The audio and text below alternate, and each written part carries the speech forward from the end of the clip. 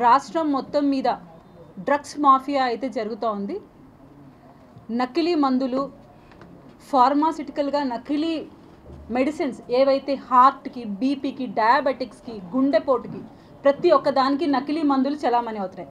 మన ప్రత్యేకించి గమనిస్తే సెప్టెంబర్ 2వ తేదీ 2023 కోటి రూపాయలకు విలువ చేసే నకిలీ మందులు రాష్ట్రంలోకి వచ్చాయి. దాంట్లో తిరుపతి కూడా ఉండడం నిజంగా బాధాకరం. మనం గమనిస్తే ప్రతి ఒక్క ప్రభుత్వ ఆసుపత్రిలో, ప్రైవేట్ షాపుల్లో, మెడికల్ షాపుల్లో ఎక్కువగా నకిలీ మందులు చలామణి అవుతున్నాయి. దీనివల్ల ప్రజల ఆరోగ్యాలు రక్షణ లేకుండా ఇబ్బంది పడుతూ చాలా మంది ఈరోజు బలి అయిపోతున్నారు ఈ నకిలీ మందుల వల్ల. మనం గమనిస్తే డ్రగ్ కంట్రోల్ అడ్మినిస్ట్రేషన్ వాళ్ళు ప్రతి సంవత్సరం ఒకసారి తనిఖీలైతే షాపులపైన, హాస్పిటల్ సిబ్బందుల దగ్గర, మెడికల్ ఫార్మాసిటికల్ కంపెనీస్లో చేయాలి. కానీ అవి కూడా చేయకపోవడం వల్ల కోటి రూపాయలు విలువ చేసే నకిలీ మందులు ఈరోజు రాష్ట్రంలో చలామణి అవుతూ తిరుపతికి కూడా రావడం జరిగింది. ఇక్కడ మీరు ప్రత్యేకించి గమనిస్తే ఈ నకిలీ మందులు ఏవైతే చలామణి అవుతున్నాయని కంప్లైంట్లు పోతున్నా డ్రగ్ కంట్రోల్ అడ్మినిస్ట్రేషన్ డిపార్ట్మెంట్ వాళ్ళు సెక్షన్ 22 ప్రకారం 1940 యాక్ట్ కింద వాళ్ళు వచ్చి చెక్ చేయాలి. కానీ చెయ్యకుండా వాళ్ళని ఏమని మభ్య పెడుతున్నారో అధికారులు, లేదు పొలిటీషియన్స్ ప్రెషర్ ఏముందో మనకు తెలియదు. కానీ చెకింగ్ అయితే జరగకపోగా విచ్చలవిడిగా ఈ డ్రగ్స్ చలామణి అయి ప్రజల ఆరోగ్యాలు ఈరోజు పాడు చేస్తూ ఉంది. అందులో తిరుపతి కూడా ఉండడం మాకందరికీ బాధాకరంగా ఉంది. దీని నివారణ చర్యలు కూడా చేపట్టకపోకుండా ఆ మత్తులోనే ప్రజల్ని పెడుతూ వాళ్ళ ఆరోగ్యాల్ని బలి తీసుకుంటున్నారు. మరొక విషయం ఏంటంటే, మీరు గమనిస్తే మనందరికీ ఈ ఇన్సిడెంట్ బాగా తెలుసు. ఒక బిడ్డ ఏదైతే లివర్ సంబంధిత బాధతో, కిడ్నీ సంబంధిత బాధతో చనిపోయిన వాళ్ళని అంబులెన్సుల ద్వారా మనం ఇళ్ళకి పంపించడం చూస్తూ ఉంటాం హాస్పిటల్స్లో. కానీ ఈ బిడ్డ ప్రభుత్వ ఆసుపత్రి చనిపోతే ఆ బిడ్డ శవాన్ని కూడా అంబులెన్స్ దందాల ద్వారా ఇబ్బందికి గురి చేసి ఆ తండ్రి పేదరికాన్ని వాళ్ళు అర్థం చేసుకోకుండా అతను ఫ్రీ అంబులెన్స్ని తెచ్చుకున్నా కూడా లోపలికి అనుమతించకపోతే ఆ బిడ్డ శవాన్ని దగ్గర 60 కిలోమీటర్ల మేరకు అతను భుజాన వేసుకొని పోయిన సంఘటన మనం తిరుపతిలో చూసాం. ఇంతవరకు దీని నివారణ చర్యలు కానీ, ఇది మేము మళ్ళీ కాదంటారేమో సాక్షి పేపర్ ఆర్టికలే అమ్మ, దీని నివారణ చర్యలు కానీ ఇటువంటి ఇన్సిడెంట్స్ రిపీటెడ్గా జరుగుతూ ఉన్నా కూడా ప్రభుత్వ శాఖ నిర్లజ్జగా ఇటువంటి కార్యక్రమాలు జరుగుతూ ఉన్నా కూడా పట్టించుకోకుండా అంబులెన్స్ దందాని తిరుపతిలో ఆపకపోవడానికి నిజంగా చింతిస్తున్నాం. అదే కాక శిశు మరణాలు కూడా మన మెటర్నిటీ హాస్పిటల్లో ఎక్కువగా జరుగుతున్నా వాటి మీద కూడా ఎటువంటి చర్యలు చేపట్టకపోవడం, హెల్త్ అనేది చాలా ఇంపార్టెంట్ ఫ్యాక్టర్ ప్లే చేస్తుంది.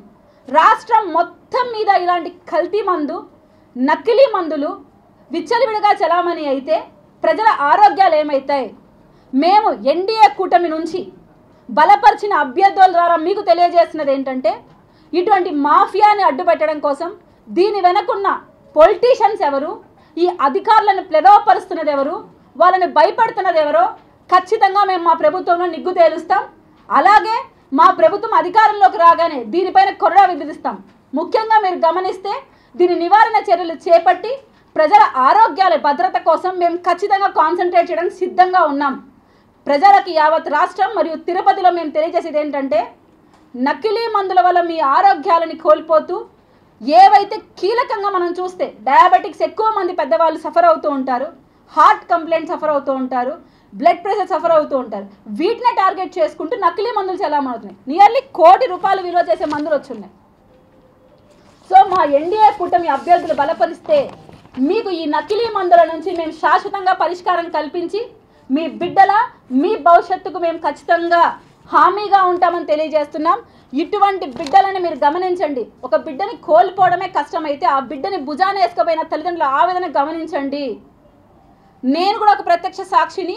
అటెండర్ లేకపోవడం వల్ల ఒక అమ్మాయి డెలివరీ నడి రోడ్డు మీద జరిగింది. ఆ విషయం మనందరికీ, ప్రెస్ వాళ్ళందరికీ తెలుసు.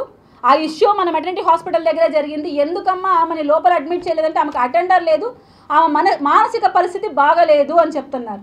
నడి రోడ్ మీద ఒక ఆర్ఎంపీ డాక్టర్ ఆమెకు డెలివరీ చేశారు. ఇటువంటి ఘటనలు చూస్తుంటే ఆవేదన చెందుతున్నాం. దయచేసి ఈ పరిస్థితులు మారాలంటే మన ఎన్డీఏ కూటమి బలపరిచిన వ్యక్తులు మనం గెలిపించుకొని కొత్త ప్రభుత్వాన్ని ఏర్పాటు చేసుకొని మన బిడ్డల మన ఆరోగ్యాలను పరిరక్షించుకొని నకిలీ మందుల నుంచి మన రాష్ట్రాన్ని మన ప్రాంతాన్ని కాపాడుకోవాల్సిన బాధ్యత ఉందని తెలియజేస్తూ జనసేన పార్టీ నుంచి మీకు హామీ ఇస్తున్నాం. మా ఎన్డీఏ కూటమి అధికారంలోకి ఫామ్ అయిన వెంటనే వీటిపైన ఖచ్చితంగా కొరడా విదిలిస్తాం. దీని నివారణ చర్యలు చేపడతాం. ఎంక్వైరీ చేసి మరి నకిలీ మందులు ఎవరు చలామణి చేస్తున్నారో వీరెనక ఎవరున్నారో వారందరికీ శిక్ష పడేలాగా చూస్తాం. బాగా తెలుసు ఈ ఇష్యూ పైన మేము ఫైట్ చేసే ఉన్నాం సార్, ధర్నా కూడా చేసి ఉన్నాము. ఈ ఇష్యూ పైన పర్టికులర్గా Janasena party, BJP, TDP fight చేసింది. ఆ విజువల్స్ కూడా మీకు నేను చూపించగలుగుతాను సార్. అలాగే అంబులెన్స్ దందా మీద ప్రత్యేకించి ప్రతి ఒక్క డాక్యుమెంట్ మేము సేకరించి ఉన్నాం సార్. ఇక్కడ ఈ దందాన్ని పరోక్షంగా ప్రోత్సహిస్తున్న ఎవరో మీకు తెలుసు, ఆ విషయం నేను ప్రత్యేకించి చెప్పాల్సిన అవసరం లేదు సార్. అండ్ ఆ పసిబిడ్డ తలుపు వ్యక్తిని ఆమెను హాస్పిటల్ అడ్మిట్ చేయడానికి కీలక పాత్ర పోషించుకుని జనసేన పార్టీనే సార్. ఆ రోజైతే మేం ప్రెజర్ ఇస్తేనే ఆ అమ్మాయిని హాస్పిటల్ అడ్మిట్ చేశారు, ఆ అమ్మాయికి ట్రీట్మెంట్ ఇచ్చారు. సో అది కూడా మీరు గుర్తుపెట్టుకోవాలి. ఈరోజు తీసుకురాలేదు, ప్రజలకు గుర్తు చేస్తున్నాం అంతే ఈ బాధని.